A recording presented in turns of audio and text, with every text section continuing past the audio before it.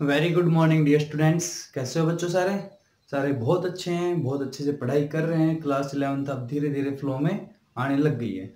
चलो बच्चों, जो 11th क्लास का हमने जो फर्स्ट यूनिट हमने किया, हमारे लिए जो फर्स्ट यूनिट था वो था हमने एटॉमिक स्ट्रक्चर। बहुत ही अच्छे से, बहुत डिटेल्ड में काफ़ी कुछ हमने उसमें पढ़ा। 22-23 लेक्चर हमने वहाँ पे पढ़े।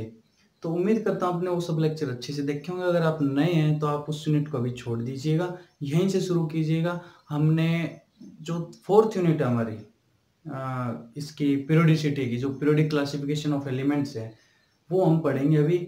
और उसमें भी हमने 3 लेक्चर ऑलरेडी पढ़ लिए, जो बेसिक केमिस्ट्री की प्लेलिस्ट में आपको मिल जाएंगे पीरियोडिक टेबल से रिलेटेड।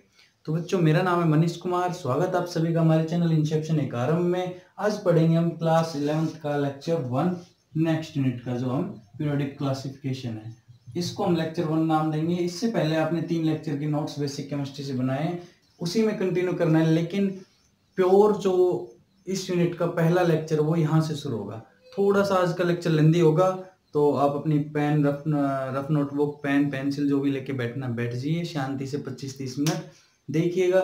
ज़्यादा कुछ इसमें है नहीं। जिस तरह से एटॉमिक स्ट्रक्चर में बहुत ज़्यादा कॉन्सेप्चुअल चीज़ें थी, इतना कुछ नहीं है। आपको बस सुनना है, लिखना है और फिर फेयर नोटबुक में लिखना, आपका काम हो जाएगा। इससे ज़्यादा आपको कोई मेहनत एक्स्ट्रा नहीं करनी है, बस इतना काम आपको। तो चलो शुरू करते हैं। तो देखो बच्चों, ये पूरी यूनिट हमारे पीरियोडिक टेबल पे या उसकी प्रॉपर्टी पे, या पीरियोडिक टेबल कहाँ से आई, कैसे हमने एलिमेंट्स को क्लासिफाई किया, उस पे चलेगी। तो अगर हम एक तरह से इसको टेबुलर फॉर्म में लिखना चाहें तो हम ऐसे लिख सकते हैं कि भाई हमारा जो पीरियोडिक टेबल है, पीरियोडिक टेबल की पीरियोडिक प्रॉपर्टीज है, उनको हम कैसे डिवाइड कर सकते हैं। मान लो ये एक पीरियोडिक प्रॉपर्टीज के नाम का हमने एक अगर टाइटल दें तो इसको हम कैसे क्लासिफाई करेंगे। इसको हम इस तरह से क्लासिफाई कर सकते हैं, पहले 2 पार्ट्स में। किस किस में? कि भाई पीरियोडिक टेबल है, सबसे पहले तो किस किस में डिवाइड हो रखी है? ग्रुप्स में और पीरियड्स में। ये आप सभी को पता है, ग्रुप्स और पीरियड में हमारी पीरियोडिक टेबल डिवाइड की गई है। उसके बाद जो पीरियोडिक टेबल उसकी प्रॉपर्टीज होगी, उसके बाद जो प्रॉपर्टीज होगी वो हमें इंपॉर्टेंट पढ़नी है इस यूनिट में। पीरियोडिक टेबल हमने बेसिक जो केमिस्ट्री लेक्चर में आपने अब तक पढ़ा है वो सब आपने पढ़ लिए हैं। अब देखो, कुछ एक प्रॉपर्टीज है वो इस तरह से पढ़ने, जैसे आयोनाइजेशन एनर्जी, बहुत इंपॉर्टेंट टर्म है। आप जब तक केमिस्ट्री पढ़ोगे आपको आयोनाइजेशन एनर्जी मिलती रहेगी, ये आपका पीछा नहीं छोड़ने वाली। केमिस्ट्री आपका पीछा छोड़ देगी तब बेशक छोड़ दो, उससे पहले आयोनाइजेशन एनर्जी आपका पीछा नहीं छोड़ेगी। उसके बाद आएगा हमारा एक electron affinity, electron affinity, electron affinity.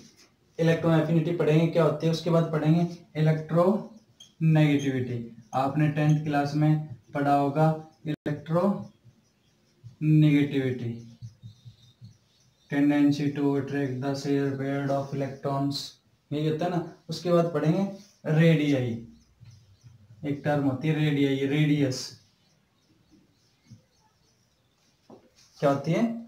Radius पढ़ते हैं ना एटॉमिक, कोई भी एटम उसकी रेडियस कितनी होगी। उसके बाद पढ़ेंगे मेटालिक करैक्टर,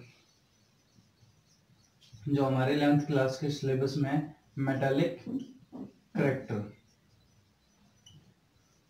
उसके बाद हम पढ़ेंगे यहाँ पे जो लास्ट वाला होगा लेंथेनॉइड्स, लेंथेनॉइड कॉन्ट्रैक्शन। इसको आप यहाँ पढ़ लीजिएगा। 3 नंबर आपके 12th क्लास में केमिस्ट्री में कहीं नहीं जाएंगे। 3 नंबर में केमिस्ट्री में 12th क्लास में आपको हर बार मिलता है लेंथेनॉइड कॉन्ट्रैक्शन या फिर एक्टिनॉइड कॉन्ट्रैक्शन। तो इस तरह से हमने इसको पीरियोडिक टेबल को, पीरियोडिक प्रॉपर्टीज को 2 पार्ट्स में डिवाइड किया। फर्स्ट पार्ट हमने ग्रुप्स और पीरियड्स में उनको क्लासिफाई किया कि ऐसे ग्रुप्स होंगे, इधर पीरियड होंगे। फिर उनकी प्रॉपर्टीज पढ़ी हमने कि क्या क्या प्रॉपर्टीज हो सकती है। तो प्रॉपर्टीज में हमने पढ़ना है ionisation energy, electron affinity, electronegativity, radii, metallic character, lanthanoid contraction, ये सब हमने पढ़ना है। चलो बहुत अच्छी बात है, ये सब आप जानते हो कि हमने पढ़ना क्या, अब आप सभी को पता चल गया। अब देखो, जब पीरियोडिक टेबल की हम बात करेंगे कि पीरियोडिक टेबल कैसी दिखती है थोड़ी थोड़ी, तो उस बारे में अगर हम थोड़ा सा, अगर आपको शेप बनाने की कोशिश करें कि क्या होती है पीरियोडिक टेबल, तो एक आउटलाइन अगर बनाए तो कुछ इस तरह से हमारी पीरियोडिक टेबल होती है। भाई देखना, नीचे से यहाँ से पूरा ले लो, इसको एक एलिमेंट को छोड़ के, एलिमेंट्स नहीं दिखाएंगे क्योंकि बेसिक केमिस्ट्री मैंने आपको एलिमेंट्स पूरे ढंग से याद करा दिए। 2 ये छोड़ के यहाँ से ये ले लो, ठीक है भाई। अभी 2 ये ले लो और ये पूरा एक बॉक्स बन जाएगा, इसको बना दो और एक यहाँ पे हीलियम रख दो और इनको डिवाइड करना चाहो तो 1 2 3 4 5 ग्रुप आएंगे ना, 1 2 3 4 5 ऐसे है ना, ये और ये और ये और ये, ठीक है भाई, और ये। उसके बाद इनको कर दो डिवाइड, कितने आएंगे? ये आ जाएंगे पोटेशियम, रुबिडियम, सीजियम और फ्रेंशियम। ऐसे 1 2 3, ये कुछ इस तरह से हमारी प्रेडिक्टेबल बन जाएगी। 1 2 3 4 5 6 7, देखो 1 2 ये हो गया। अब देखो ये 3 4 5 6 7 8 9 10, देखो मैंने बेसिक पीरियड उसमें आपको बताया था, यहाँ कौन सा आइटम आता है, यहाँ पे एलिमेंट आता है बोरॉन। बोरॉन कितना होता है? Hydrogen, helium, lithium, beryllium, boron 5 मतलब 2 और 3। अब 2 से ज़्यादा तो 10 ऐड कर दो, कौन सा ग्रुप आएगा? 13th group. तो ये देखो first, second, third, fourth, fifth, six, 7th, 8th, 9th, 10th, ये हो गया 11th, ये हो गया 12th और ये हो गया हमारा 13th ग्रुप। 14th, 15, 16, 17 और 18th ग्रुप। इस तरह से हमारी पीरियड टेबल कुछ होती है। नीचे हमारे लेंथेनॉइड्स और एक्टिनॉइड्स होते हैं, ठीक है भाई, ये कर लेना, लेंथेनॉइड, एक्टिनॉइड, कोई बात नहीं, बाद में पढ़ लेंगे। अब देखो इस पीरियड टेबल में, देखो आपको दिखाई दे रही है अच्छे से? हाँ कोई बात नहीं, बहुत ज़्यादा सुंदर नहीं बनी है, बहुत ज़्यादा सुंदर हमने वहाँ बना रखी है, आपकी बुक में है, देख लेना। अब देखो जो फर्स्ट और सेकंड ग्रुप है, इनको बोला जाता है एस ब्लॉक, याद कर लेना। कितने ब्लॉक होते हैं टोटल 4 ब्लॉक होते हैं। एस ब्लॉक वाला ये हो गया। इधर वाले जो होंगे यहाँ से यहाँ तक, यहाँ से यहाँ, ये होते हैं भाई पी ब्लॉक। ये जो यहाँ तक बीच वाले हैं ये होते हैं डी ब्लॉक, और ये वाले जो हमारे नीचे वाले हैं इनको बोलते हैं एफ ब्लॉक एलिमेंट्स। कितने तरह के ब्लॉक्स होते हैं पीरियड टेबल में? 4 तरह के ब्लॉक्स होते हैं, S block, P block, D block, F block. क्यों पढ़ा S block, P block, D block, F block नाम? जब हमने एटॉमिक स्ट्रक्चर में अवबाउ रूल पढ़ा था, हुंड्स रूल पढ़ा था, Hund's rule maximum multiplicity, 3 rules का सेट था वहां पे, poly exclusion principle, Hund's rule और अवबाउ रूल। तो अवबाउ रूल ने हमने क्या बताया था कि 1s 2s ये सब चीजें हमने वहां पे पढ़ी थी।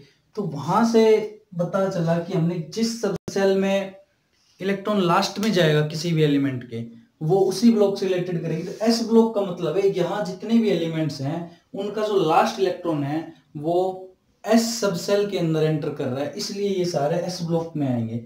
यहाँ पे डी ब्लॉक क्यों है? क्योंकि लास्ट इलेक्ट्रॉन इनमें डी सब सेल में एंटर कर रहा है, इसलिए डी ब्लॉक में होंगे, ये पी ब्लॉक में होंगे, ये एफ ब्लॉक में। यहाँ याद रखना आपको हीलियम होता है, यहाँ पे हीलियम का एटॉमिक नंबर होता है 2 का मतलब क्या हुआ कि अगर कॉन्फ़िगरेशन लिखेंगे तो आएगा 1s2। अब ये किस में जा रहा है? एस सब सेल में जा रहा है, इसलिए हीलियम भी एस ब्लॉक का ही है, दिखाते हैं हम इधर है, ये आपको याद करना है। तो इस तरह से हमने ये जो बारीक चीजें हैं वहां पढ़ी थी, एक बार आपको फिर से रिवाइज करा दी। अब 2-3 पॉइंट्स आप लिख लो, उसके बाद फिर आगे शुरू करते हैं प्रॉपर्टीज हमारी। तो आपको पता चल गया कि हमें पढ़ना क्या है ना? सर को पता चल गया कि हमने इस यूनिट में क्या पढ़ना है, कैसे पढ़ना है, कैसे जानना है। ये जब चीजें जब क्लियर हो जाती है कि हमने क्या पढ़ना है, फिर हम सोचते हैं कैसे पढ़ना है। तो कैसे होगा आंसर मैं दूंगा, क्योंकि मैं पढ़ाऊंगा आपको कुछ नहीं करना। और किस तरह से पढ़ना है बस देखते रहना है, नोट्स बनाना है, पहले रफ में फिर फेयर में, और एक बार रिवाइज करना है, बस कुछ नहीं करना, हो गया काम अपना। तो लिखो जो पहला पॉइंट आएगा वो क्या लिखोगे भाई? पहला पॉइंट लिखोगे helium.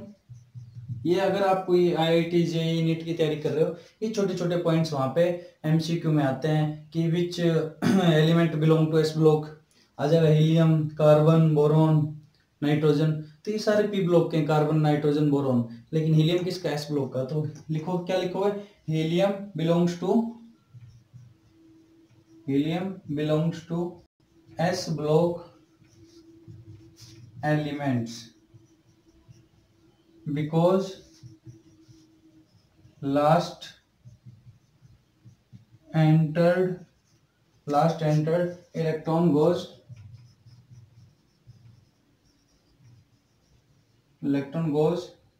in s block। Helium का क्या होता है, हीलियम 2 1s2 एस ब्लॉक में गया भाई, पहला पॉइंट। दूसरा पॉइंट लिखेंगे सभी बच्चे, इरिडियम होता है एक, इरिडियम एक एलिमेंट होता है, is the most dense element. कई बार आ जाता है मोस्ट डेंस एलिमेंट कौन सा है, डेंस एलिमेंट फॉलोड बाय, इसके बाद कौन आएगा, ओस्मियम। आपको याद रखना है कि ओस्मियम, इरिडियम सबसे ज्यादा होगा, उसके बाद क्या होगा, ओस्मियम होगा। इरिडियम कहाँ होता है बताओ, अगर आपने याद किया होगा तो इरिडियम का आपको जगह पता होगा कि इरिडियम कहाँ आता है। ओस्मियम पता है आप सभी को, देखो OS और IR, ये जब हम डी ब्लॉक में पढ़ते हैं ना, डी ब्लॉक जो ये बीच वाली सीरीज होती है, डी ब्लॉक के अंदर जब हम जाएंगे तो जो हमारा 6th पीरियड होगा, यहाँ पे कुछ, यहाँ पे 6th पीरियड में, इसमें यहाँ पे इनकी कॉन्फ़िगरेशन होती है इरिडियम की और ओस्मियम की कंटिन्यूसली। तो जब आप पीरियोडिक टेबल के सारे एलिमेंट्स भरोगे तो वहां आपको ये दोनों एलिमेंट्स मिलेंगे, ओस्मियम और इरिडियम। तो मोस्ट डेंस होता है इरिडियम, उसके तुरंत पहले एक ओस्मियम एलिमेंट आता है, वो उसके बाद होता है। तो मोस्ट डेंस कौन सा है, इरिडियम, और उसके बाद कौन सा है, ओस्मियम। कर लोगे भाई, नेक्स्ट पॉइंट लिखो।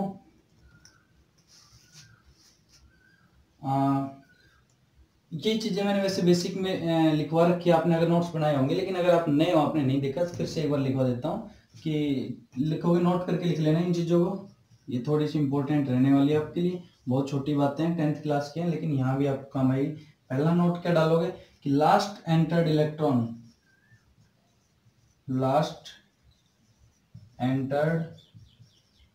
इलेक्ट्रॉन किसके हिसाब से, अकॉर्डिंग टू अबाउ रूल, बताया ना मैंने अभी, अबाउज रूल क्या करेगा, डिसाइड्स द, क्या करेगा, block, decides the block of element. उसके बाद सेकेंड नोट डाल के लिखोगे, क्या लिखोगे, अब ब्लॉक का तो बता दिया, अब तो पीरियड का कैसे पता चलेगा, the valence shell determines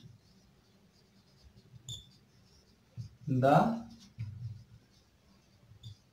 period number। देखो कैसे, मान लो हमने निकालना पोटेशियम का, क्या लिखोगे 2881, या फिर आपको निकालना है सोडियम का Na, ये 20 तक एप्लीकेबल हुआ हमारा। 281 कितना है, एक शेल, दो शेल, तीन शेल, तो कितने हो गए, थर्ड पीरियड।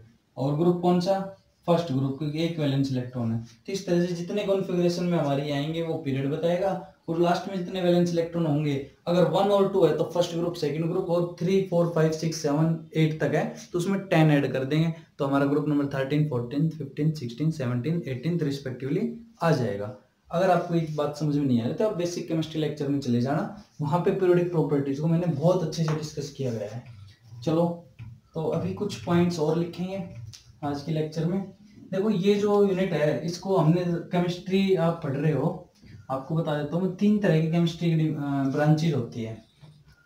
एक होती है फिजिकल केमिस्ट्री, और एक होती है ऑर्गेनिक केमिस्ट्री, और एक इनऑर्गेनिक केमिस्ट्री।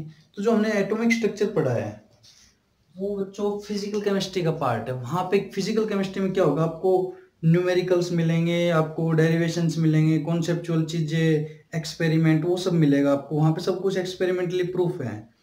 लेकिन जो इनऑर्गेनिक होगी वो सारे पीरियोडिक टेबल से रिलेटेड चीजें होगी, एलिमेंट्स के हम बनाएंगे एलिमेंट्स, उनके ट्रेंड्स, वो सब चीजें पढ़ेंगे।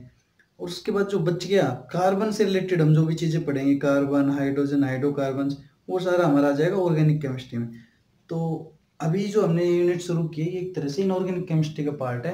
यहाँ आपको फैक्ट्स याद रखने हैं, आपको समझना है कैसे क्या हो रहा है, मतलब लर्न करना आपको। वहाँ पे क्या था कि वहाँ पे आपको डेरिवेशन समझना था, न्यूमेरिकल सोल्व करने थे मैथ्स की तरह, लेकिन यहाँ पे आपको फैक्ट्स याद करने पड़ेंगे कि भाई ये इस ग्रुप का ये है, इस ग्रुप का ये है, तो वो सारी चीज़ें आपको याद करनी पड़ेगी, तभी आप इसको समझ पाओगे। चलो तो बच्चों कुछ एक लिखो, general properties of periodic table. क्या लिखोगे? General properties of periodic table. लो भाई, पहली प्रॉपर्टी क्या लिखोगे? फर्स्ट, देयर आर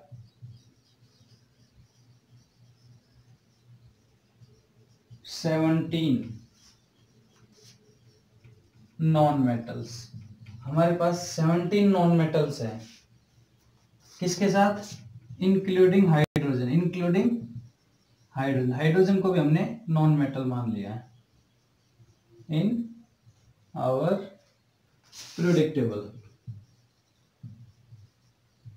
भाई ग्रुप्स और पीरियड तो पता होगा आपको, लिख लेना ग्रुप 18। ये मैंने नहीं लिखवा रहा क्योंकि आपको पता होना चाहिए। अगर आपको ये भी नहीं पता तो आप पहले इनका पता करो फिर पढ़ना। 7 पीरियड होते हैं modern long form of modern periodic table में, और 18 ग्रुप होते हैं। सेकंड प्रॉपर्टीज लिखेंगे सारे बच्चे। 5 non metals are solid. 5 non metals are solid. ये भाई ये जो प्रॉपर्टीज है, क्वेश्चन यहीं से बनते हैं आईआईटी जेईई और नीट वगैरह के, कि भाई सॉलिड नॉन मेटल बताओ, तो उसमें लिखेंगे कार्बन, फास्फोरस, सल्फर, सेलेनियम और iodine. These are 5 elements which are non metals in character and hard solid in nature. चलो भाई नेक्स्ट लिखोगे। 1 नॉन मेटल इज लिक्विड। ये मैंने बेसिक में करवाया है। 1 non metal is liquid in nature. और वो कौन सा होगा हमारा? सभी बच्चों को पता होगा, ब्रोमीन। किससे डिनोट करते हैं? Br से। ये हमारा कार्बन, फास्फोरस, सल्फर, सेलेनियम और आयोडीन। उसके बाद लिखोगे properties number 4। 11 non metals are 11 non metals are gaseous in nature. हमारे पास 11 ऐसे नॉन मेटल है जो गैसियस हैं नेचर में। उसके बाद नेक्स्ट प्रॉपर्टीज लिखेंगे। आज मैं प्रॉपर्टीज लिखाऊंगा, कल से आपको फिर से नेक्स्ट लेक्चर में आगे की चीजें पढ़ाएंगे। लिखो 6 गैसेज आर मोनोएटॉमिक गैसेज। भाई मोनोएटॉमिक बताता हूँ, चलो। ये 6 हमारी हैं सारी नोबल गैसेज। नोबल गैसेज कौन कौन सी होती है? That is helium, neon, argon, krypton, xenon और radon. 6 gases are monoatomic noble gases. Monoatomic का मतलब होता है कि ये एक ही एटम से गैस बना रही हो, कि हीलियम है, हीलियम, नियॉन, आर्गन, क्रिप्टॉन, वो खुद के मोनोएटॉमिक है, सिंगल एटम की गैस है। तो हो जाएगा यहाँ तक। आगे की नेक्स्ट प्रॉपर्टी लिखो, प्रॉपर्टी नंबर 6। यहाँ तक लिख लेना भाई, मैं रब कर रहा हूँ, रोक के लिख लेना। अगर आपने साथ साथ नहीं लिखी है तो वीडियो को पॉज करके फिर लिख लेना। तो प्रॉपर्टीज नंबर 6 क्या करोगे? प्रॉपर्टीज नंबर 6 लिखोगे 5 गैसेज आर डाइएटॉमिक। 6 कितनी थी? मोनोएटॉमिक थी 6। जितने भी नोबल गैसेज वो सारे मोनोएटॉमिक हो गई, जबकि 5 गैसेज कैसी? डाइएटॉमिक। और वो कौन सी होती है? Diatomic gases. दैट इज कौन कौन सी बताओ भाई? ऑक्सीजन सभी ने पढ़ा है कि O2 पढ़ते हैं। ऑक्सीजन, हाइड्रोजन, फ्लोरीन, नाइट्रोजन और क्लोरीन। ये 5 जो हमारे गैस बनेंगी ये डाइएटॉमिक होगी। जैसे O2, H2, F2, N2, Cl2, ये हमारी डाइएटॉमिक होगी। उसके बाद देखो 7 पॉइंट के लिखोगे। There are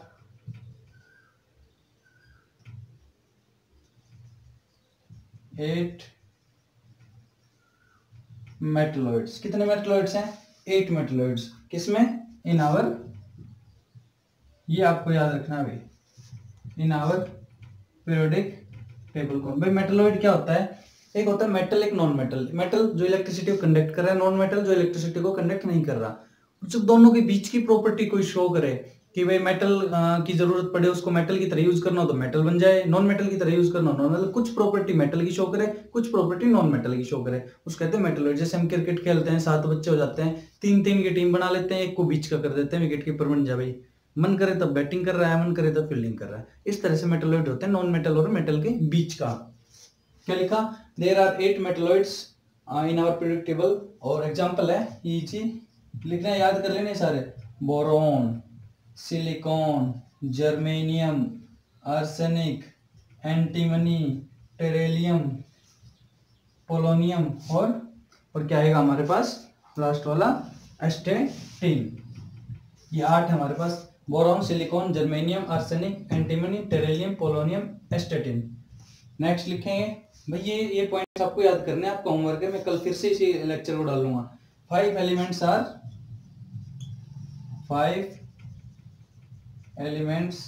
are liquid at room temperature. भाई रूम टेम्परेचर पे हमारे 5 एलिमेंट्स हैं, वो लिक्विड फॉर्म में पाए जाते हैं। तो वो कौन कौन से हैं भाई? आप सभी ने पता होगा, पारा जो होता है हमारे थर्मोमीटर में, क्या होता है? पारा, मरकरी, वो लिक्विड फॉर्म में होता प्योर एलिमेंट है लेकिन लिक्विड फॉर्म में होता है। उसी तरह के 5 है हमारे। इजी क्या लिखोगे? सीजियम, फ्रेंशियम, गैलियम, मरकरी और बिस्मिथ। ये सारे किस में पाए जाते हैं भाई? ये सारे होते हैं लिक्विड एट रूम टेम्परेचर। आगे लिखो 9th जो प्रॉपर्टी है, S block and P block. S block वाले और पी ब्लॉक वाले जो होते हैं ना एलिमेंट्स, उनको together called representative elements. S block और पी ब्लॉक के जो भी पहले एलिमेंट्स, जैसे हाइड्रोजन, फिर यहाँ बेरिलियम, फिर बोरोन, कार्बन, नाइट्रोजन, इन सारे एलिमेंट्स को बोलते हैं representative elements of respective group. जो फर्स्ट एलिमेंट उनको टुगेदर साथ में कहते हैं एस ब्लॉक और पी ब्लॉक वालों को रिप्रेजेंटेटिव एलिमेंट्स। नेक्स्ट लिखो प्रॉपर्टी नंबर 10। अब देखो एक होता है रेडियो एक्टिव। तो हमारे 5 एलिमेंट्स आर रेडियो एक्टिव। बताता हूं रेडियो एक्टिव क्या होता है। अमोंगस्ट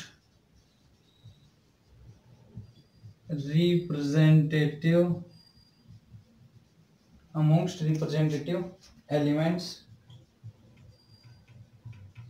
और है कौन कौन भाई? पोलोनियम, इजी, पोलोनियम, एस्टेटिन, ये हमारी नोबल गैस, ये हमारा फ्रेंशियम और ये रेडियम। ये जो 5 है एफआर, अभी एफआर, ये 5 एलिमेंट्स रिप्रेजेंटेटिव एलिमेंट क्यों है? क्योंकि एस ब्लॉक और पी ब्लॉक से बिलोंग करते हैं। और ये 5 रेडियो एक्टिव। रेडियो एक्टिव का मतलब है कि किसी चीज को हमने रख दिया और अपने आप वो टूटने लग जाए, डिग्रेड होने लग जाए। जैसे कई बार हम पढ़ते हैं कि भाई रेडिएशन फैलता है मोबाइल से, या मोबाइल की बैटरी को ढंग से डिस्पोज करना चाहिए। कुछ एक कचरा जो न्यूक्लियर पावर प्लांट का कचरा है उसको ढंग से डिस्पोज करना चाहिए, अदरवाइज रेडिएशन रिलीज होती है। रेडिएशन का मतलब है वो रेडियो एक्टिविटी के कारण वो एलिमेंट्स ब्रेक डाउन होता है छोटे न्यूक्लियाई में, वहां से फिर रेडिएशन होती है। तो रेडियो एक्टिव का मतलब जो जिसकी हाफ लाइफ बहुत कम हो, जो ज्यादा देर तक नहीं टिक सके। मान लो ये पेन है और ये टूट के बिखरने लग जाए, कुछ और बनाने लग जाए, उसको कहेंगे रेडियो एक्टिव, कि वो बहुत जल्दी ब्रेक डाउन हो जाता है, उसकी हाफ लाइफ बहुत कम होती है। तो भाई ये हमारी प्रॉपर्टीज थी। ये ग्रुप 18 होते हैं, पीरियड 7 होते हैं। ये सारी प्रॉपर्टीज आपको टिप्स पे होनी चाहिए इस यूनिट को पढ़ने के लिए। तो ये सारी जब आप पढ़ लोगे उसके बाद हम शुरू करेंगे। अभी 11th क्लास में होगे तो 10th में आपने जो मॉडर्न पीरियड टेबल का जो हिस्ट्री है वो पढ़ के आए होगे, कैसे डोबर्नियर ने दिया, फिर न्यूलैंड आए, फिर मेंडलीव आया, फिर हेनरी मोसले और बोर्स ने अपना long form of the modern periodic table, ये सारी चीज़ें आपने पढ़ी है। एक लेक्चर में मैंने तीनों को एक कंसाइज़ फॉर्म में आपको एक प्रोवाइड कराऊँगा एक लेक्चर, जिसके साथ आपको ये जो तीनों फॉर्म है पीरियोडिक टेबल की जो ग्रोथ हुई है, पीरियोडिक टेबल ने जो ग्रोथ की है कि कहाँ डोबरनियर से शुरू होके और ये long form modern periodic table है, वहाँ तक का एक लेक्चर में मैं पूरा कंक्लूड करूँगा। उसके बाद हम अपनी जो प्रॉपर्टीज़ थी, ionisation energy, affinity, metallic character, electronegativity, वो सारे पढ़ेंगे, उनके ट्रेंड्स पढ़ेंगे। तो बच्चों आज के लेक्चर में इतना ही। उम्मीद करता हूँ लेक्चर आपको पसंद आया होगा, आपको समझ आया होगा, आपने नोट्स बनाए होंगे और आपको डाउट होंगे तो आप पूछ सकते हैं मुझसे।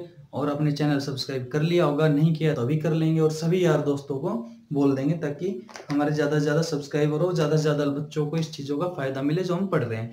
तो मिलते हैं अगले वीडियो में, तब तक के लिए धन्यवाद।